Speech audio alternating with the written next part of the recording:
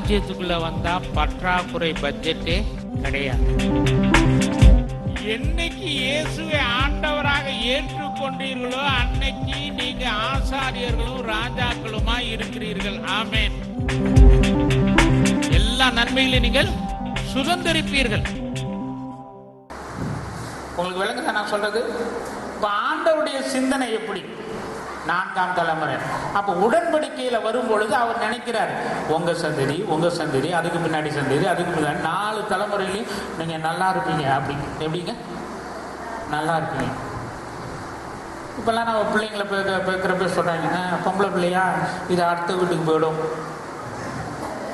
என்னது அடுத்த வீட்டுக்கு போயிடுமா? நிறைய நேரத்தில் பொம்பளை பிள்ளைங்க தான் நிறைய ஆதரிக்கிறத நான் பார்க்குறேன். பசங்க தான் காணாம போயிடுறாங்க நிறைய இடத்துல. பொம்பளை பிள்ளைங்களாம் நல்லா ஆதரிக்குது. இதெல்லாம் நம்ம பழமொழி. அப்படியெல்லாம் ஆண்டவர் சொல்லல. சந்ததி சந்ததியாக உங்களை ஆசீர்வதிப்பேன். புரியுதா உங்களுக்கு? நம்ம கிறிஸ்தவ சிந்தனை எப்படி வரணும்னு சொல்லி கொடுக்குறோம் உங்களுக்கு. இதுங்கெல்லாம் வந்து நாளைக்கு கஞ்சி ஊற்றுமா இப்படி பேசுகிறாங்க. இந்த பிள்ளைங்கள்லாம் வந்து ஏதோ படிக்க வச்சேன், இதுங்க கடைசி காலத்தில் கஞ்சி ஊற்றுமா. பைபிளை இப்படி சொல்லவே இல்லைங்க. பைபிள் இப்படி சொல்லலை. பெற்றோர்கள்லாம் நல்லா விளைவீங்க, உங்க பிள்ளைங்கள்லாம் ரொம்ப நல்லா இருப்பாங்க. நீங்களும் கடைசி காலத்துல அவங்களுக்கு இன்னும் கொஞ்சம் வாங்கிட்டு போங்கன்னு கொடுக்கறதுக்கு உங்களுக்கு எப்பொழுதும் இருக்கும். இதுதான் கிறிஸ்தவ ஜீவியம். இதை படிக்க வச்சேன், கடைசி காலத்தில் கஞ்சி ஊற்றுவோம், பொம்பளை பிள்ளையாச்சே, இதை அடுத்த கொண்டு பண்ணாலும் பார்த்துக்கும் அப்படி மாதிரி வளர்க்காதீங்க. எப்பவுமே கிறிஸ்தவங்களை இயேசுவை ஏற்றுக்கொண்டா எல்லா காலத்திலையும் உங்ககிட்ட இருந்து அவங்க நல்லா இருப்பாங்க. ஒருவேளை நீங்க சைக்கிள் ஓட்ட முடியாதவங்களா இருப்பாங்க, அவங்க பென்ஸ் கார்ல உங்க வீட்டுக்கு வருவாங்க, வந்து நீங்க அவங்களுக்கு கொஞ்சம் வாங்கி கொடுப்பீங்க. இது பைபிள்ல இருக்கு. இதெல்லாம் உடன்படிக்கை சரத்துல வர்றது. விசேஷித்த வாக்குத்தத்தங்கள் சொல்றாருல, புதிய உடன்படிக்கையும் விசேஷித்த உடன்படிக்கையும் விசேஷித்த வாக்கு தத்துவம் அப்படின்னு சொல்லியிருக்கு. எபிரேயர் 8:6-7 விசேஷ பக்கத்தில் பார்க்கணும். இயேசுவை ரட்சகராக ஏற்றுக்கொண்டால் விசேஷித்த உடன்படிக்கை ஜனங்களாக இருக்கிறோம். சொல்லுங்க, விசேஷித்த உடன்படிக்கை ஜனங்களாக இருக்கிறோம். ஆகையினாலே விசேஷித்த வாக்கு தத்துவம் இருக்கிறது.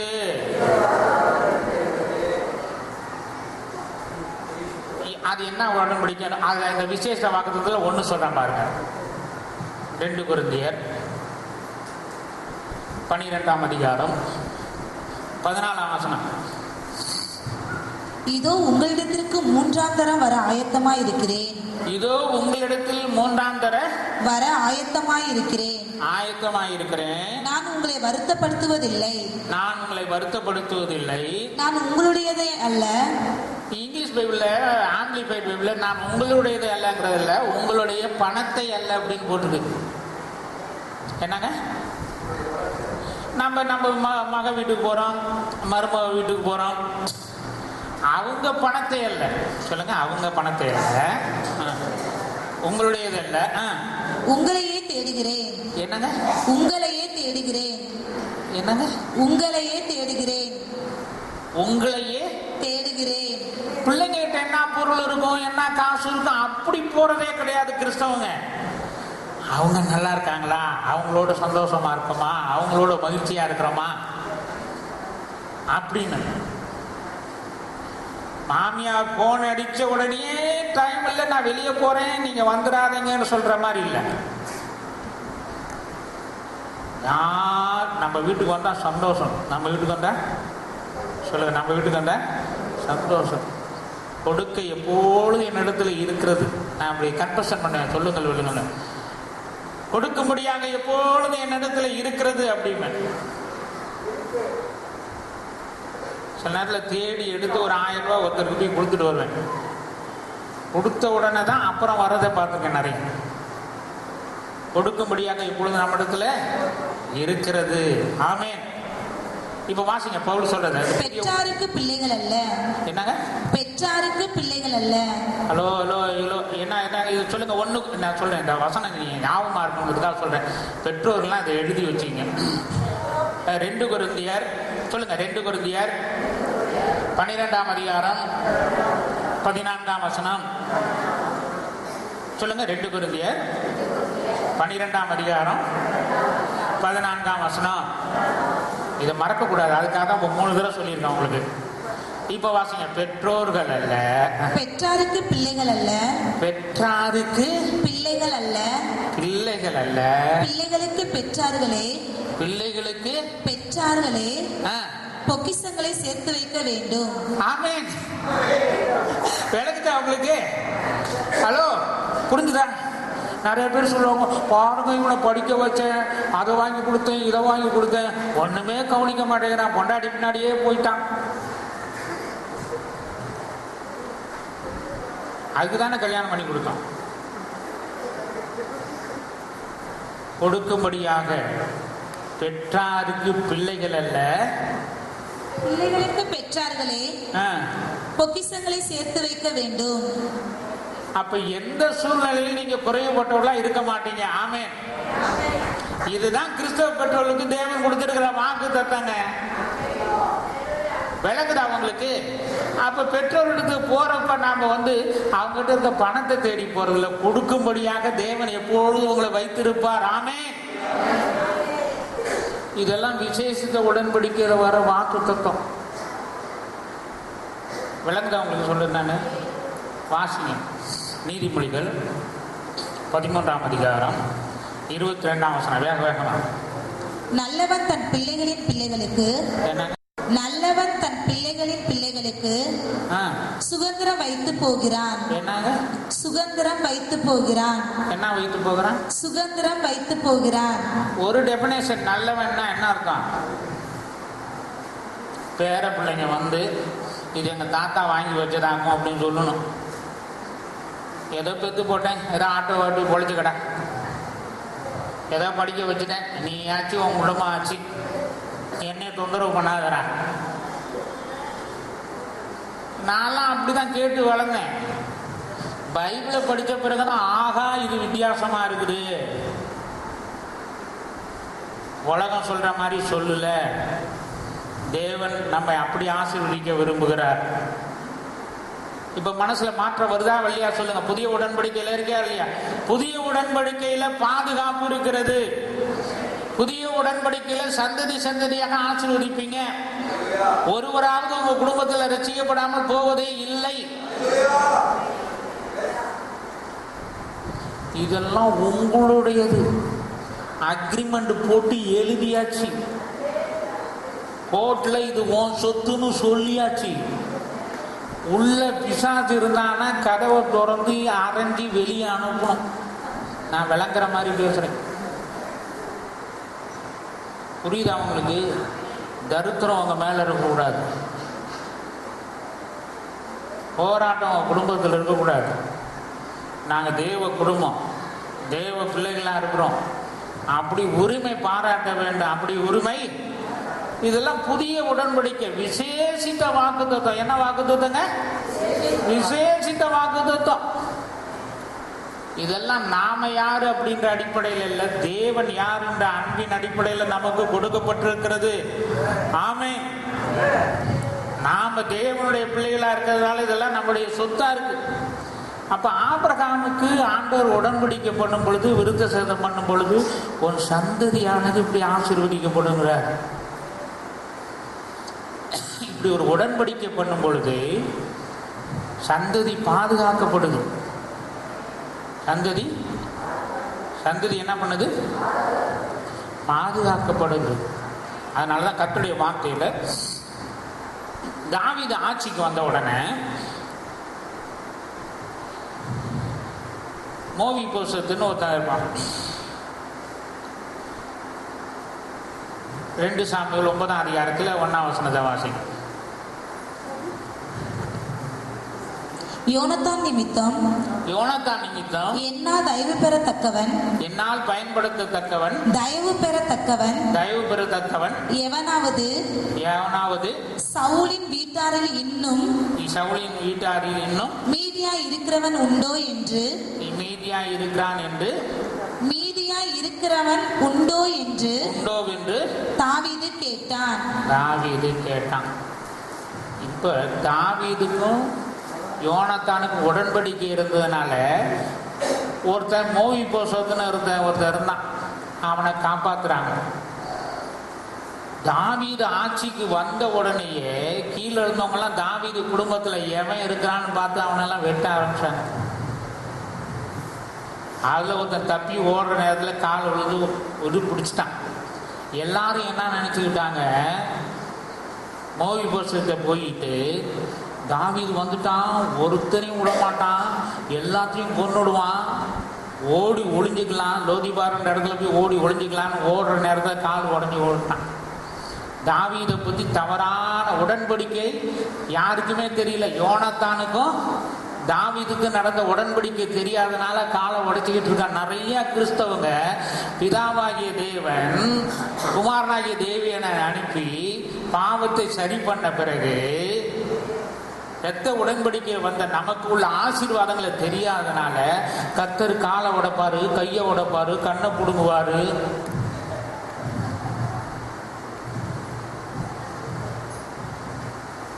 தாவீது பாருங்க, ஆபிரகாமு தன் ஏக சுதனை பலியெடுக்க முடியா கேட்டாரு. நான் நிறைய நேரத்தில் ஆரம்பத்தில் அப்படிதான் 83 ரசிக்கப்பட்டேன்.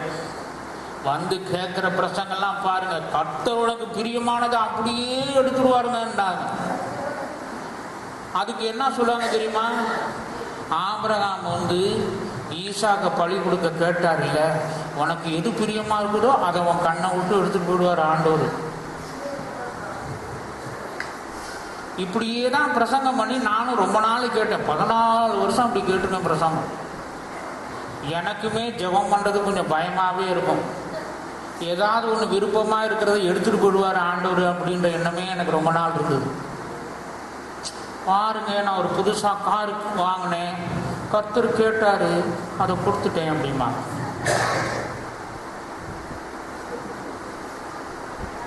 இதெல்லாம் இவங்களுடைய சிந்தனை.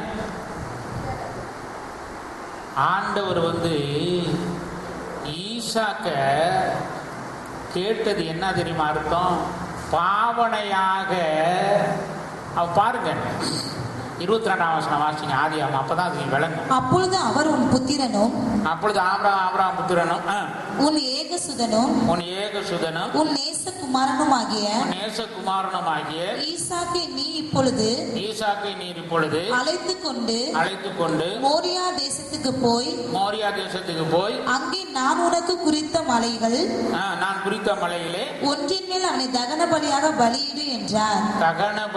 பலியிடு என்றார். வாசிக்க வாங்க. ஆபிரகாம் அதிகாலையில்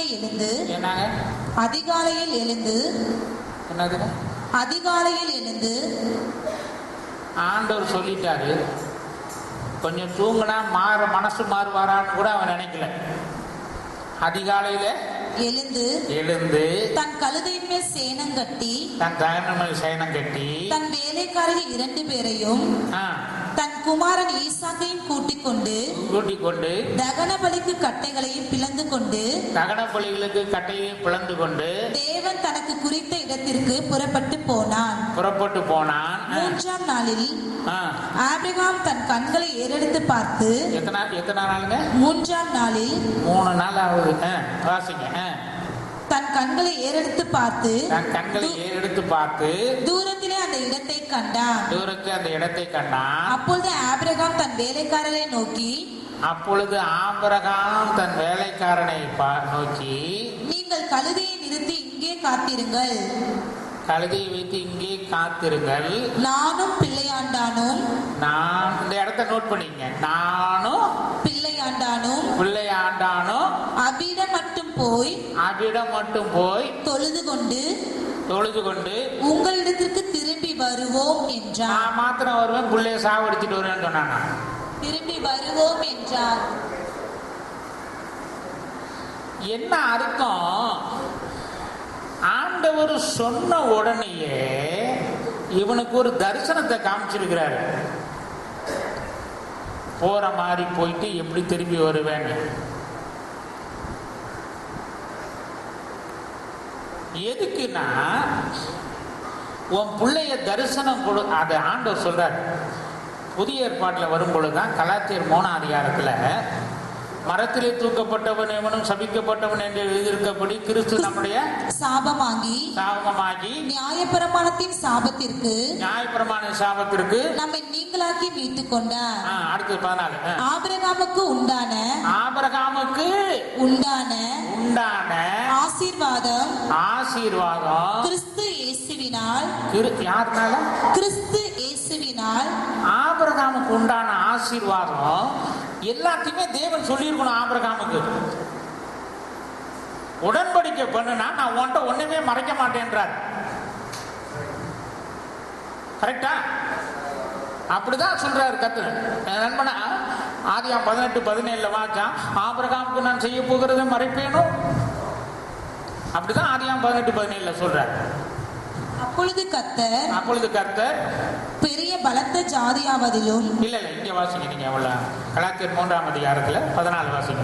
ஆபிரகாமுக்கு உண்டான ஆசீர்வாதம் கிறிஸ்து இயேசுவினால் புறஜாதிகளுக்கு வரும்படியாகவும் ஆபிரகாமுக்கு வரும்படியாகவும் ஆவியை குறித்து எதை குறித்துங்க? ஆவியை குறித்து சொல்லப்பட்ட வாக்குத்தத்தத்தை நாம் விசுவாசத்தினாலே பெரும்படியாகவும் இப்படி ஆயிற்று. இப்ப அடுத்த வசனத்தை வாசிங்க. சகோதரரே மனுஷர் முறைமையின்படி சொல்லுகிறேன். மனுஷருக்குள்ளே உறுதிப்படுத்தப்பட்ட உடன்படிக்கையை ஒருவனும் தள்ளுகிறதும் இல்லை, அதனோடு ஒன்றையும் கூட்டுகிறதும் இல்லை. ஆபிரகாமுக்கும் அவனுடைய சந்ததிக்கும், இங்கதான் அந்த பாயிண்ட் வருது. 16ஆம் வசனம். ஆபிரகாமுக்கும் அவனுடைய சந்ததிக்கும், சந்ததிக்கும் வாக்குத்தத்தங்கள் பண்ணப்பட்ட சந்ததிகளுக்கு என்று அநேகரை குறித்து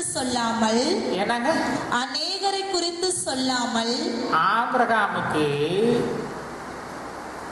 ஈசாக்க பலியிடுன்னு சொல்லல, உன் மகனை எடுத்துட்டு வா, அவனை பலி கொடு அப்படின்னு சொன்னது என்ன அர்த்தம்னா, இயேசுவை பலி கொடுக்கறதுக்கு ஒப்புமையா எடுத்துட்டு வா.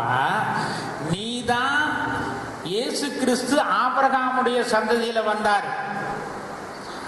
அப்ப இயேசுவை பலி கொடுக்கணும்னா ஆபிரகாம கிட்ட பர்மிஷன் கேட்கணும் ஆண்டவர். சொல்லுங்க, ஆண்டவர் ரொம்ப ஜென்டில்மேன்.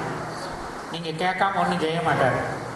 கேளுங்கள பொழுது கொடுக்கப்படும், கட்டுங்கள பொழுது திறக்கப்படும், தேடுகிற எவனும் கண்டடைவான். விருப்பம் இல்லாம வாயை திறந்து ஊத்துறவர் இல்லை. புரியுதா உங்களுக்கு? அந்நிய பாஷை பேச முடியாது, என் வாயை கர்த்தர் திறந்தறினார் இல்லை. நீ கழுதை இல்லை வாயை திறப்பதற்கு, நீ மனிதன்.